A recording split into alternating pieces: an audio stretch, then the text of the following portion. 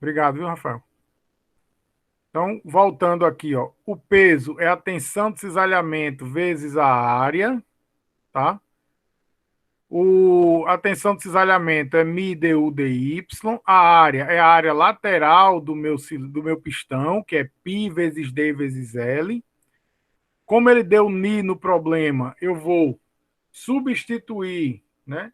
Ni como? Multiplicando em cima e embaixo a equação por ρ. Então, mi sobre ρ vai dar ni. Mas o problema também deu gama, eu preciso multiplicar em cima e embaixo por g, né? Então, aqui onde tem ρg, eu vou escrever gama, e aí eu vou ficar com ni du g dy, du sobre g dy, gama pi dl. Ni é dado do problema, du é o gradiente de velocidade, então a velocidade de um menos o outro. G é a gravidade, dy é a espessura de fluido entre os dois objetos, o pistão e o cilindro. Gama será o valor da, da, da, do peso específico.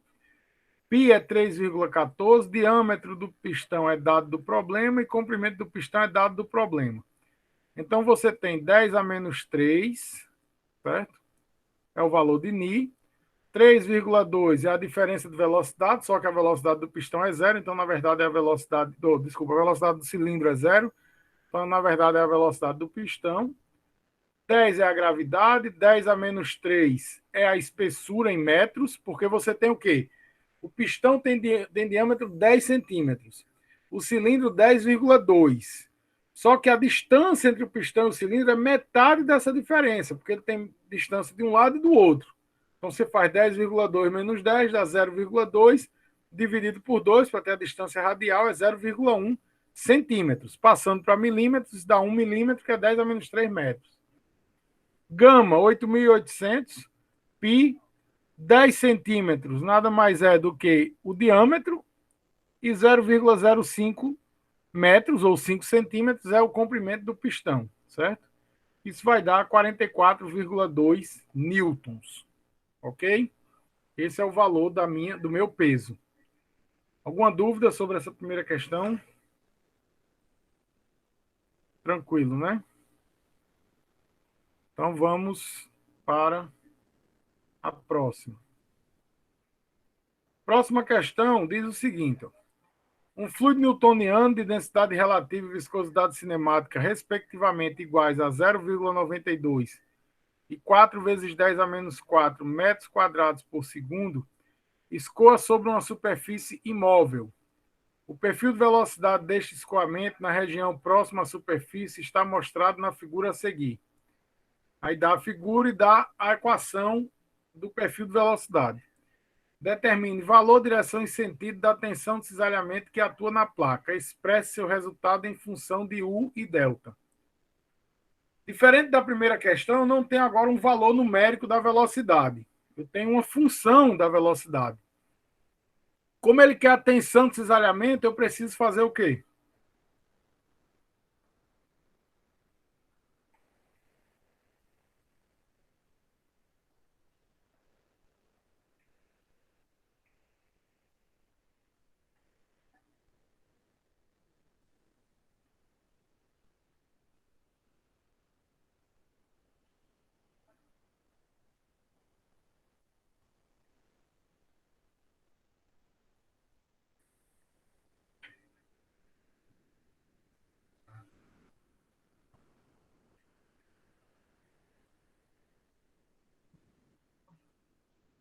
Qual é a equação da tensão de cisalhamento?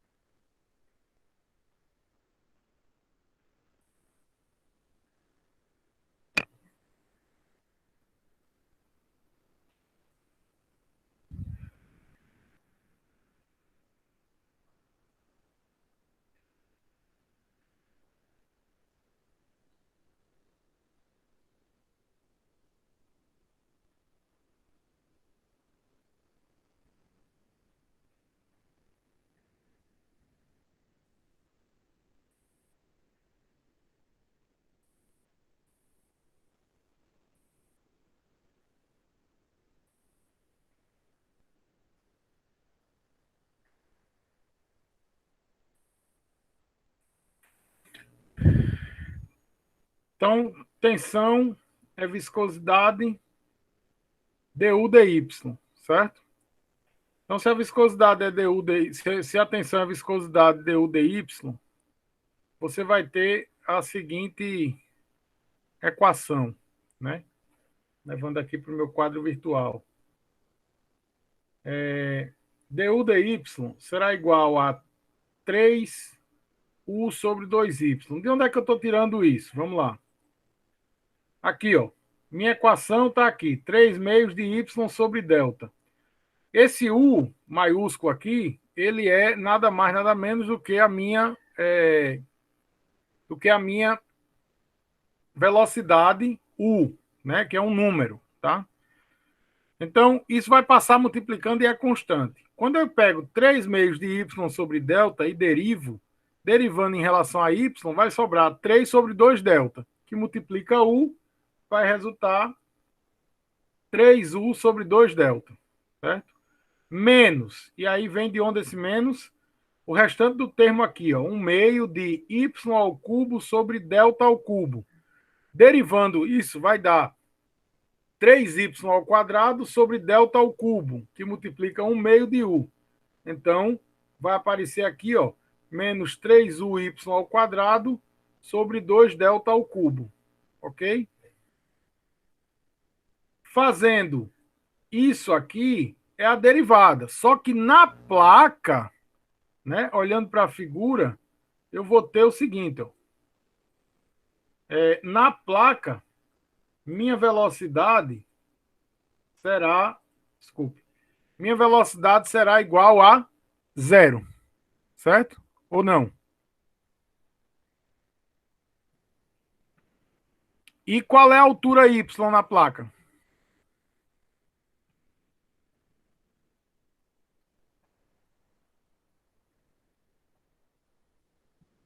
Será zero também, né? Quando eu pego y igual a zero e substituo aqui, ó, esse termo some. E aí por isso vai resultar só que du dy igual a 3u sobre 2 delta, certo? Só que a tensão de cisalhamento é mi du dy. Então eu vou pegar du dy, substituir aqui, vai dar 3u mi sobre 2 delta. A questão é que o problema pede para calcular apenas em função de u e de delta, porque ele deu os valores de...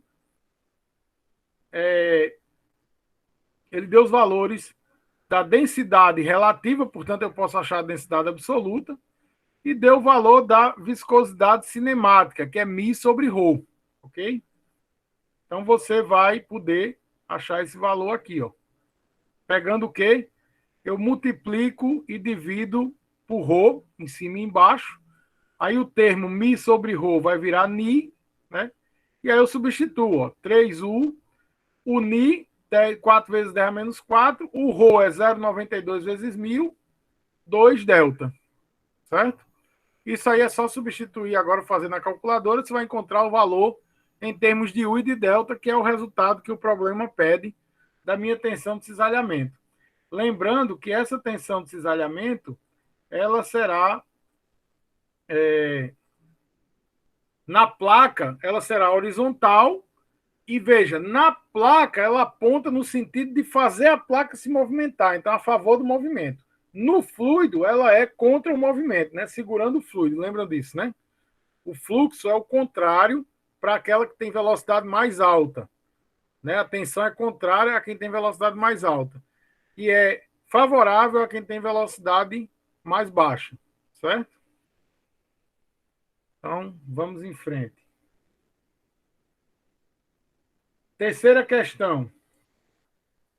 A distribuição de velocidades de um fluido newtoniano num canal formado por duas placas paralelas e largas, conforme figura abaixo, é dado pela equação U igual a 3 vezes sobre 2, 1 menos y sobre h ao quadrado, onde V é a velocidade média. O fluido apresenta viscosidade dinâmica igual a 0,92 Newton vezes segundo por metro quadrado. Admitindo que V igual a 0,54 metros por segundo e h igual a 4 milímetros, determina os módulos de tensão de cisalhamento na parede inferior do canal e B, tensão de cisalhamento que atua no plano central do canal, certo? Veja, muito parecido com a questão anterior, eu vou derivar U com relação a Y, né? Então vamos lá fazer essa derivada. E veja, quando eu pego aqui, ó, agora o primeiro termo, 3 vezes sobre 2 é constante, é só multiplicar. 1 é constante com relação a y, vai sumir, e esse segundo termo, y ao quadrado sobre h ao quadrado, vai dar menos 2y sobre h ao quadrado. O 2 cancela com 2, vai dar menos 3vy sobre h ao quadrado. É a derivada de u com relação a y.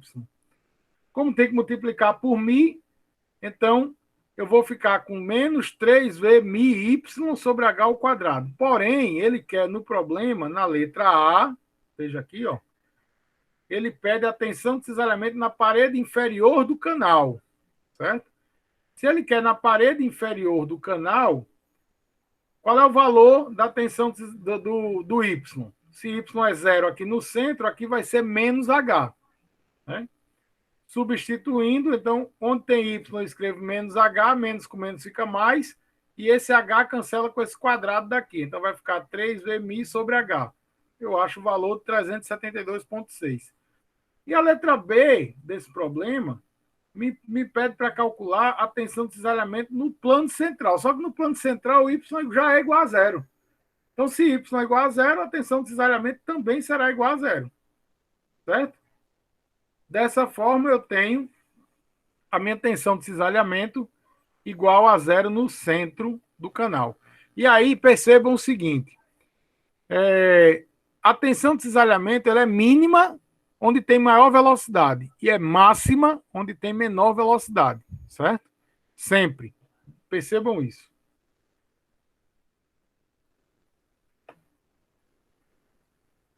Próxima questão.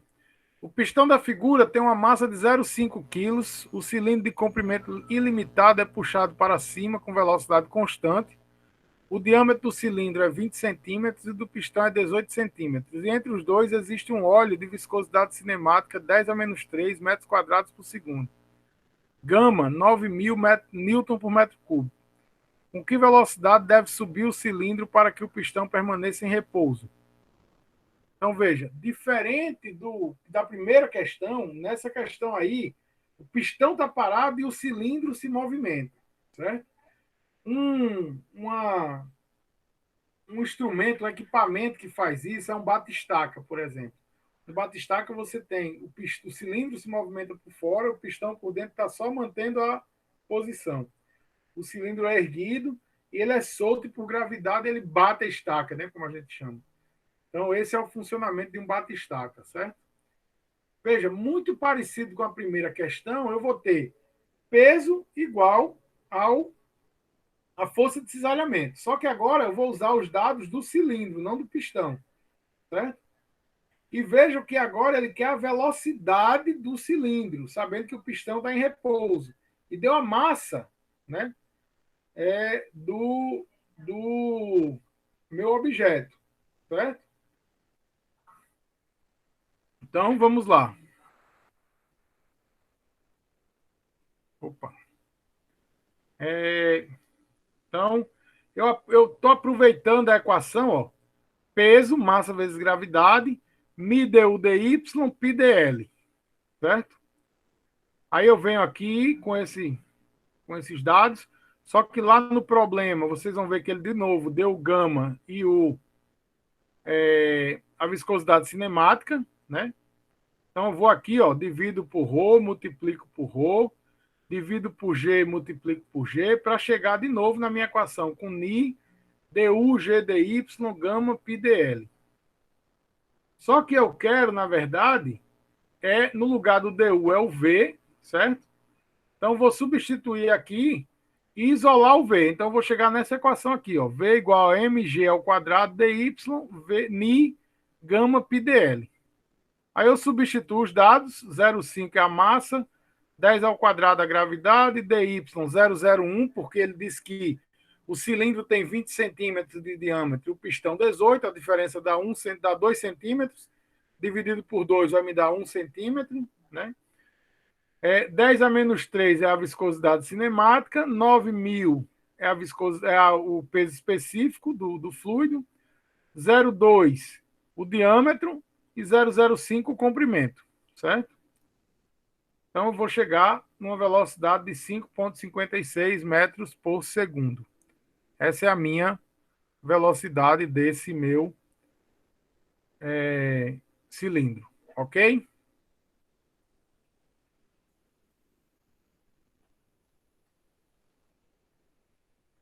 A próxima questão diz o seguinte: um bloco de massa M, maiúsculo, desliza numa fina película de óleo, a espessura desta película é H e a área da base do bloco A.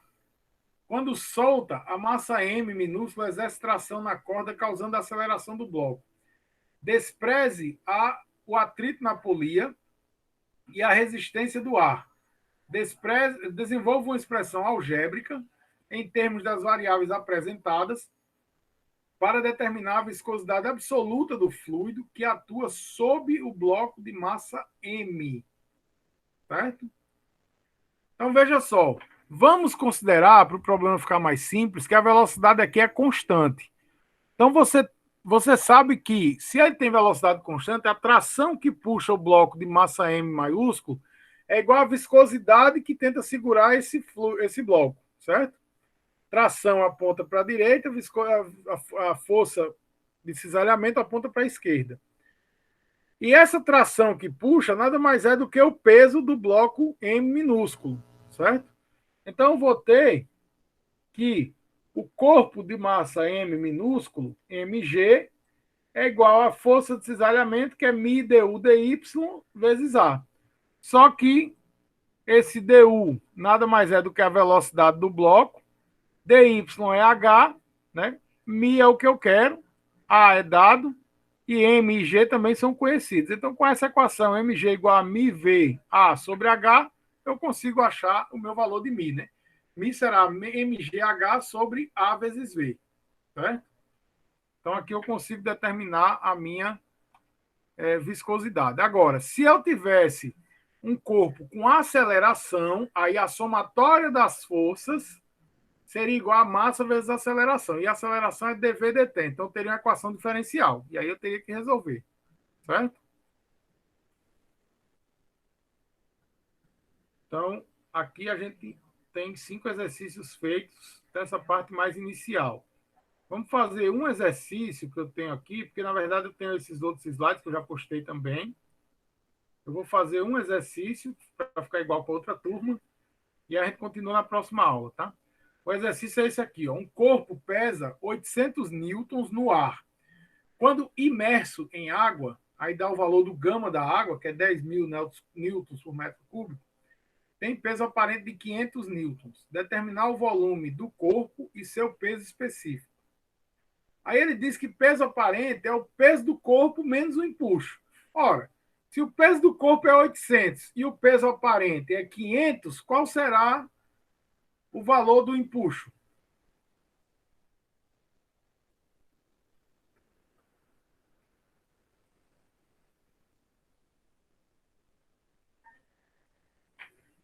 $300, né? Que é 800 menos 500. Então, trazendo aqui, ó, peso aparente é o peso do corpo menos o empuxo.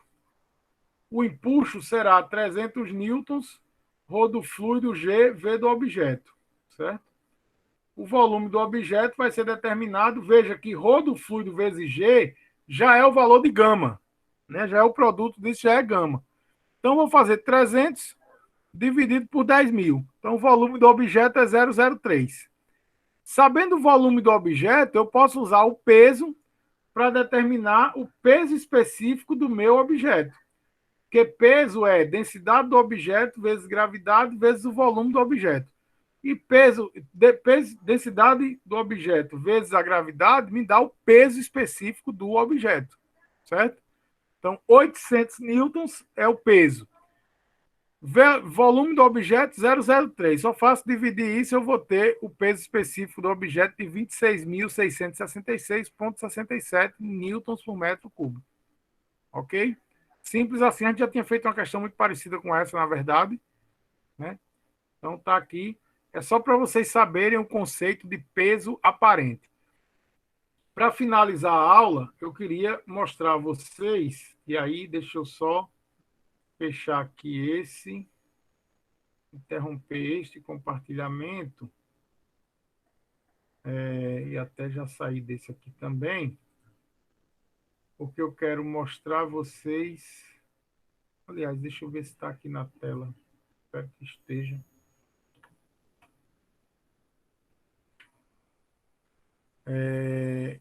Cadê? Questionário. Olha só, deixa eu abrir o compartilhamento aqui.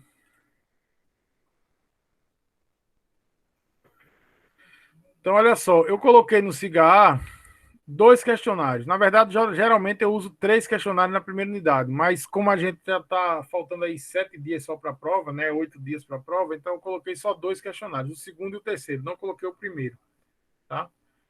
Então, vocês viram o questionário em PDF, ou já tem lá no Cigar, né? Se não viram ainda, mas já tem. Eu errei só no dia da semana aqui, que é uma quinta-feira, na verdade, mas não tem problema, no outro tá certo, tá? E também coloquei aqui que é 10% da nota final, mas na verdade representa 15% da nota final, tá? Cada questionário representa 15% da nota da primeira unidade. Aqui vocês vão ver que tem 12 questões, certo? Mas isso é para vocês resolverem, para estudarem. Na hora que você entrar para responder, porque esse é o questionário em PDF, na hora que entrar para responder no próprio Cigar, porque a resposta é no próprio Cigar, né? Você vai encontrar apenas 5 questões. Ele vai sortear 5 questões para você dessas 12, certo? E aí você deve chutar. Na primeira tentativa, você chuta. Para que eu vou chutar? Para ele amarrar essas questões, para na próxima tentativa ele vir as mesmas 5, senão ele vai escolher outras 5, tá? E aí você vai ter essas questões amarradas, você vai anotar quais são, anotar as possíveis respostas, tentar resolver, né? O ideal é você resolver as 12 antes, que aí você já entra já para responder. Mas, se não der tempo, você entra agora, seleciona lá, vê assim, quais são, marca, chuta de qualquer jeito, e aí ele depois você entra aí, depois que resolver, né? Marca as opções que você tem mais convicção de que estão corretas. Vai valer a última tentativa, certo? Vai valer sempre a última tentativa. Então é melhor você tentar responder antes de fazer a última tentativa. Vocês têm 3 tentativas. A primeira é para chutar e amarrar, a segunda é a tentativa que vale, e a terceira é para se der algum problema, você ainda tem mais um aí de folga para resolver esse problema, certo? Então tá aí 2 questionários, eles podem ser respondidos até o dia da prova, até às 23 horas, ou seja, até depois da prova, na verdade, né? Mas lembre-se, ele não vai salvar ninguém. Ah, vou pegar só as respostas. Isso não vai resolver sua vida, viu? Ele é muito importante. Se você conseguir resolver todas as questões dos 2 questionários, eu garanto que você saber resolver mesmo, não é ter resolvido, não é saber resolver. Eu garanto que você vai fazer uma boa prova, certo? Então, por hoje a gente fica por aqui, tá? Eu vou finalizar aqui a aula. Alguém tem alguma dúvida?